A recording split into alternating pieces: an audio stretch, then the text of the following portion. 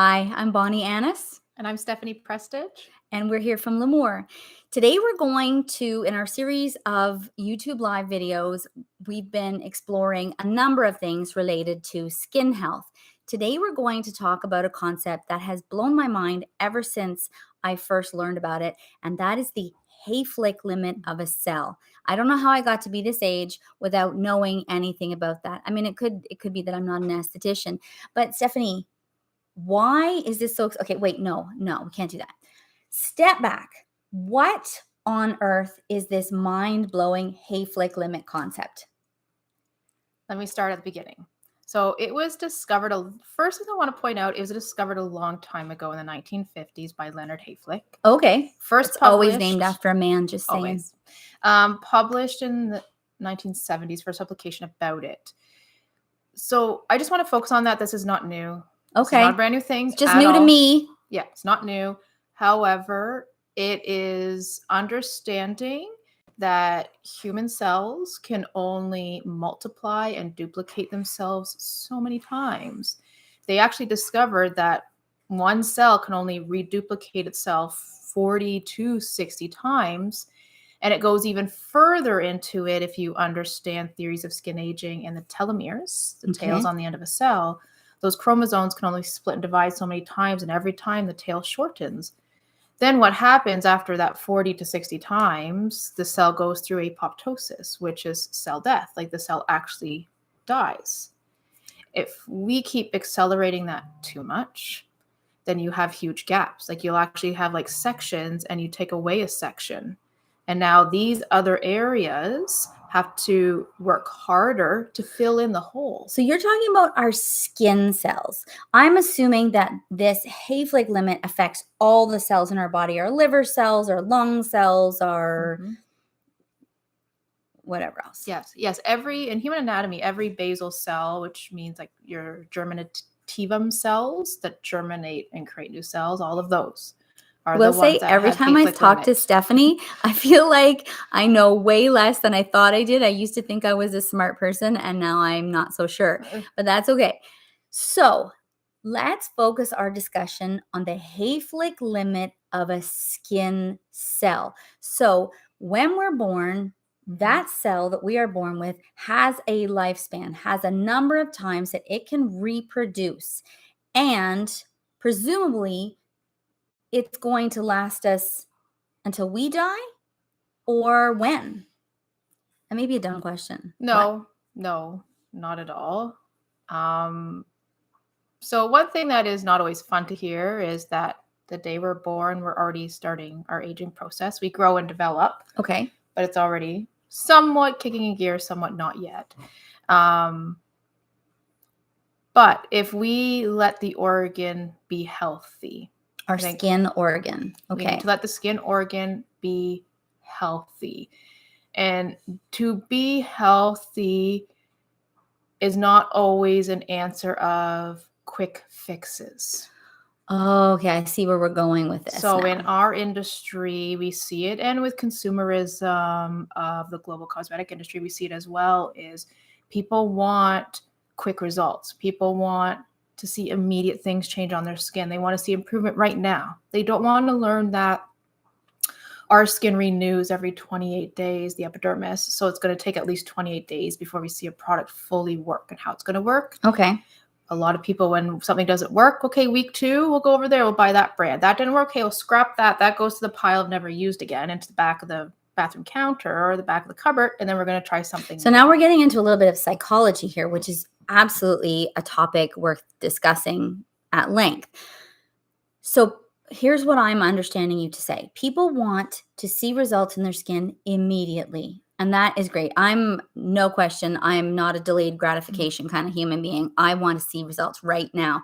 So if I'm understanding you correctly, the things we do, like the skin services, the skin treatments that we get, can give us those quick, immediate fixes. We can see something again, but we may be risking things long term. Correct. Why do we care? I mean, am I going to care what my skin looks like when I'm 70? What is the end result going to be? So say I'm in my 50s now, I want some nice treatments, but what's going to happen to me when I'm in my 70s if I don't pay attention to this Hayflick limit now? Very, very thin skin tissue, very thin. Your skin tissue would probably be accelerated by many, many years. So your skin tissue, instead of being the average skin tissue of somebody in their 70s, your skin tissue is probably going to be someone in their 80s to 90s, depending on how much you're overdoing. What's the risk of having thin skin, thin tissue? Easy breaking, easy damage, not healing. Oh, You won't heal from okay. infections and sores on your skin that can then become life-threatening if you already have other Okay. So medical conditions. this is not just about getting a facial. Correct. This is making healthy choices throughout your life. What are some of the things we do in skin treatments that can reduce our lifespan of our skin cells? Am I saying that correctly? Is that how you'd like me to phrase it, or is there another way you'd say that? I think that's good to talk about lifespan of a skin cell, because like every time it has to reproduce itself, it shortens the telomere. So if it can only reproduce 40 to 60 times, you don't want to accelerate that. You want it to be able to be at its natural rate. So first things first, seeing a professional skin therapist to make sure you're using the correct product. Many people have never had skin advice. They look everywhere to get advice. And we know not everything on the internet is factual and always correct, but everything out there. I saw it on TikTok. Exactly. So you need to see a professional skin therapist. And maybe you have professional exfoliation and a treatment, but you're not exfoliating at home. Okay, so you said exfoliation. Is that what does it? Is that what shortens our skin lifespan? It accelerates it greatly, because every time you take a layer of your stratum corneum off at the very top, you accelerate it. It has to replace it. So every layer you take off, your organ has to replace it. In it itself, it's like, okay, something's missing, I have to fix it. And the organ's always going to correct itself and fix itself. So it has to accelerate. So every time you exfoliate, you accelerate it. You accelerate the Hayflick limit. But there are times we need to exfoliate.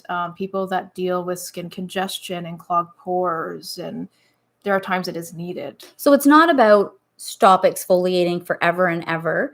It's about knowing when to exfoliate, how aggressively to exfoliate. And I imagine that's going to look different on every person, right? Everyone's got a different skin density, Yep. tensils, like what are we talking here? Everybody has a different skin type, skin conditions, lifestyles, climates we live in, food sources around us. Like everything does affect this organ, because it's our external organ to the world around us, to our ecosystems around us. I think it's a safe bet to say we want to avoid the St. Ives apricot scrub, right? No shade on St. Ives. It would be great for body exfoliation. You probably just don't want to use it on your skin, because it sounds to me from what Stephanie's saying that could absolutely accelerate our Hayflick limit. So exfoliation should be done on the advice of a professional skin therapist. And what kinds of things would they look at to determine how they should exfoliate? They do a proper skin analysis with equipment. So they actually use strong magnification lamps to actually look under the skin, not just the surface, see what conditions is on a person's skin. I think a challenge we also see with a lot of people that they'll see a skin condition on their own skin where the skin's flaking. So let's use an exfoliant to take the flakes off, where it can actually make the flaking worse, because if it's not to do with over amounts of skin, it's actually probably more likely to do with dehydration. And when dehydration is severe, it's called transepidermal water loss, and that's why you actually see the peeling, flaking. That exfoliation doesn't help it. You're just going to irritate and make things worse. You actually need to hydrate your skin and moisturize your skin. And some people think that moisturizers are oily and greasy. They make me break out. Well, if you've only ever tried that and it happened, of course you're going to feel that way, and not wrong, feel that way. But then a professional skin therapist can actually show you what humectant moisturizers are, which means there's no oil in them. Okay. So there are a lot of choices, and that's why when somebody goes into big cosmetic stores, it's overwhelming. Absolutely. There's so Absolutely. much, but there's diversity because there is diversity in skin. But if you have a professional skin therapist educate you, then they can actually dive through all of that and actually pinpoint out only what you need. And personalized recommendations that could be mechanical exfoliations, could be enzymatic exfoliation, could be anything else? No, I guess that's Yeah. Enzymatic, gommage is still sometimes used, not as popular anymore, but sometimes still used. Or a professional exfoliating treatment, like a professional chemical peel if there is a lot needing to decongest. so there's room for all the services. There's room for all the treatments. The key is to know which one is right for you. And what I'm hearing you saying is that people need to see their professional skin therapist who can make educated suggestions. Now, one of the things that is important to us when doing this series of YouTube live videos is that it's not just about the brand you use. I think it's safe to say that we are talking about S probiotic skincare for barrier repair of the skin. But Hayflick limit is a concept that it's important to understand, or at least we felt it was important to understand, so that people would know that there's a reason behind why the products are recommended the way they are, and why we recommend, and I'm going to say it again, we've said it lots, rewilding your skin to induce the best, strongest skin barrier to prolong the lifespan of your healthy skin and to make sure you don't reach your Hayflick limit earlier than you need to.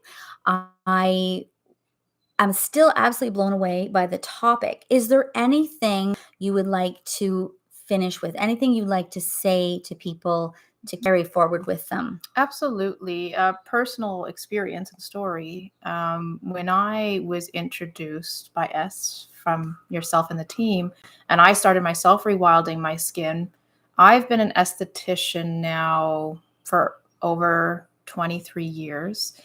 And I have used many brands. I've worked with many brands. And so I started rewilding my skin. And from focusing on skin microbiome, my skin felt like I've had a facial from home care routine. And I started doing it and I felt very hydrated, very nourished. My skin looks the best it's ever looked. Like even right now in our video, I only have eye makeup on. That's it. And I didn't exfoliate because I didn't feel I needed to. And when we went to Amsterdam for education and met the founder of S, Trevor Stein, I shared that with him. I said to him, I haven't need to exfoliate. And he just looked at me and goes, then don't. Like, just don't then. And it's like, okay, because in my training, we're supposed to be exfoliating every so often. We're supposed to, have set regimens of how often we do things. And my skin doesn't need it. So why do it? And I think there's also going to be a challenge for people as well, as exfoliation is really pushed on people at times, being told that if you exfoliate, your ingredients will penetrate better. Well, sometimes yes, and sometimes no. And that's, again, where the professional skin therapist needs to give the education to say, yes, it is needed, or no, it's not needed right now. I think that this opens up a very big discussion on how we think about skin, how we think about treating our skin, and we are more than welcome we're more than happy to receive questions, and our educator, Stephanie, would be glad to answer them. Please go ahead and leave any questions you have in the comments, and we'll be glad to respond. Thank you so much for joining us today, and watch for our YouTube Live every Friday afternoon, barring holidays, at 2 p.m. Eastern Time. Thanks for joining us. Bye.